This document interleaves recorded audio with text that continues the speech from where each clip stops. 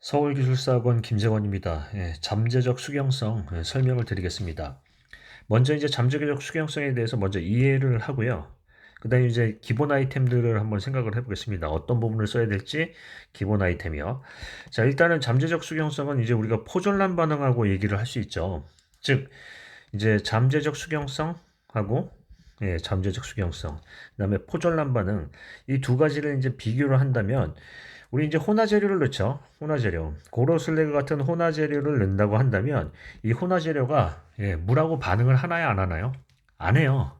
이제 예를 들면 이제 고로슬래그 같은 경우는 미분말은 얘는 물하고 반응을 하긴 하는데 거의 반응을 안 하죠. 그런데 뭘 하냐면 여기다 이제 자극제를 준다라는 거예요. 알칼리 자극제. 즉 알칼리성의 어떤 자극제를 주면 얘가 활성화가 돼요. 자극제가 주면 얘가 활성화가 돼가지고 활성화가 돼서 이제 물하고 반응한다라는 거예요.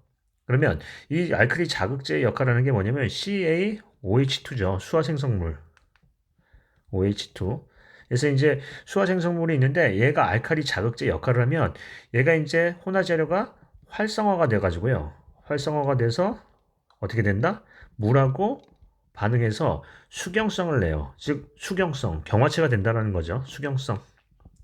그러면 이 알칼리 자극제라는 거는 이 잠재적 수경성에서는 알칼리 자극제가 혼화제를 할 때 이 수경화, 즉 경화가 된다라는 고결체가 된다라는 것을 만들 때 이 알칼리 자극제가 직접 반응하는 건가요? 간접 반응하는 건가요?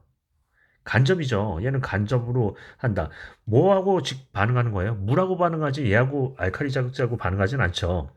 근데 포졸란 반응은 뭐냐면 혼화재료가 있어요. 혼화재료가 있으면 이게 플라이애시나 실리카늄 같은 혼화재료가 있으면 얘에다가 CaOH2 같은 알칼리 자극제, 즉 CaOH2가 있으면 얘가 서로 반응을 해서 경화체를 만들어요. 경화체. 고결체를 만드는 거죠. 그러면 얘는 CaOH2하고 어떻게 한다? 직접 반응하는 거고요. 예. 이 혼화재료 잠재적 수용성은 뭐예요? 간접 반응한다.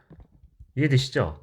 즉 어떤 고결체를 만들 때 CaOH2라는 게 2차 반응이거든요. 즉 이 CaOH2가 가지는 게 물하고 반응하는 걸 1차 반응, CaOH2하고 반응하는 게 2차 반응인데 경화를 할 때 포졸란 반응은 혼화재료랑 CaOH2랑 직접 경화를 한다. 이해되시죠? 근데 잠재적 수경성은 어떻게 해요? CaOH2를 만나서 활성화된 다음에 물하고 반응한다. 그래서 경화체를 한다는 거예요. 그러면 CaOH2는 직접 반응 대상이 아니죠. 근데 왜 잠재적 수경성이라고 했냐면 얘가 물하고도 굳는다라는 거예요. 즉 물하고 수화해서 경화를 한다라는 건데 거기에 뭐가 껴야 돼요? 알칼리 자극제가 껴야지 되지. 자극제가 없으면 경화를 안 한다는 거죠. 그래서 수경성의 성질을 일반 시멘트처럼 갖는데 어떻게 한다? 자극제만 있어야지 반응한다고 해서 잠재적 수경성이에요.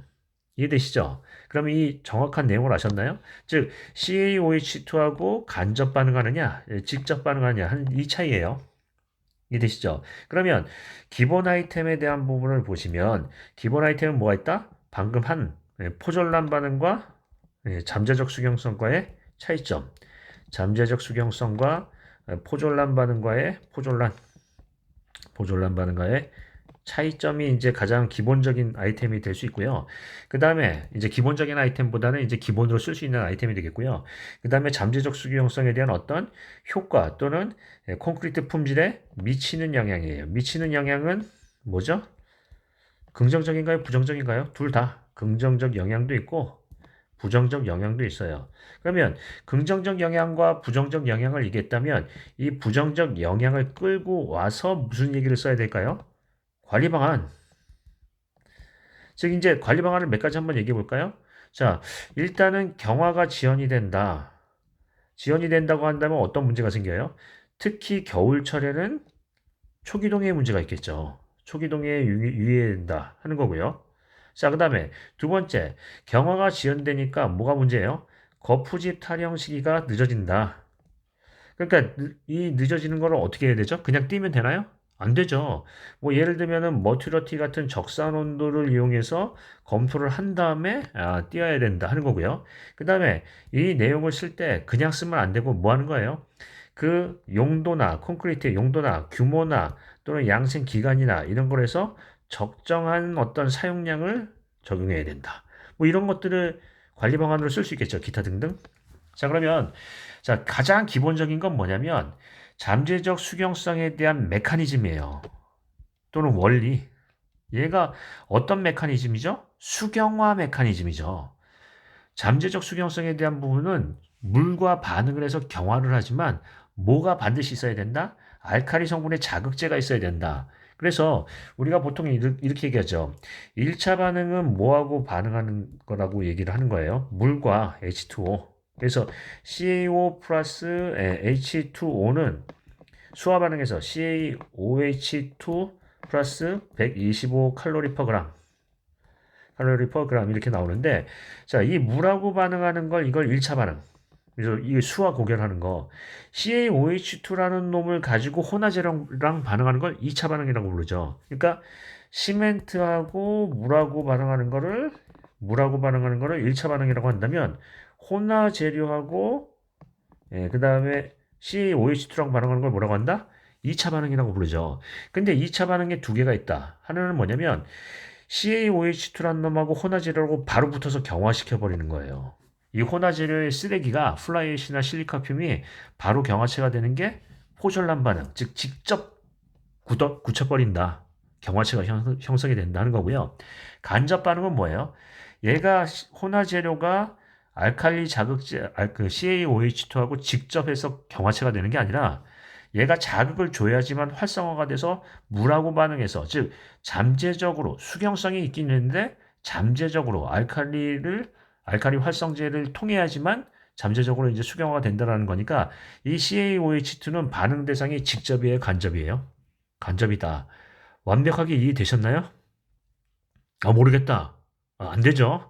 자, 그러면 내용에 대해서 보시면 기본 아이템은 뭐가 있다? 잠재적 수경성, 기본 아이템은 가장 기본에 대한 부분은 잠재적 수경성에 대한 메커니즘이 있고요. 그 다음에 어떤 얘기를 꺼낼 수 있다? 차이점. 그리고요. 미치는 영향과 영향 주는 요인 해가지고 이제 어떤 미치는 영향을 얘기하는데 긍정적 영향과 부정적 영향이 있는데 부정적 영향을 끄집어내서 관리 방안을 써야 되겠죠. 이런 걸 하지 말아야 되는 거니까. 이해되시죠?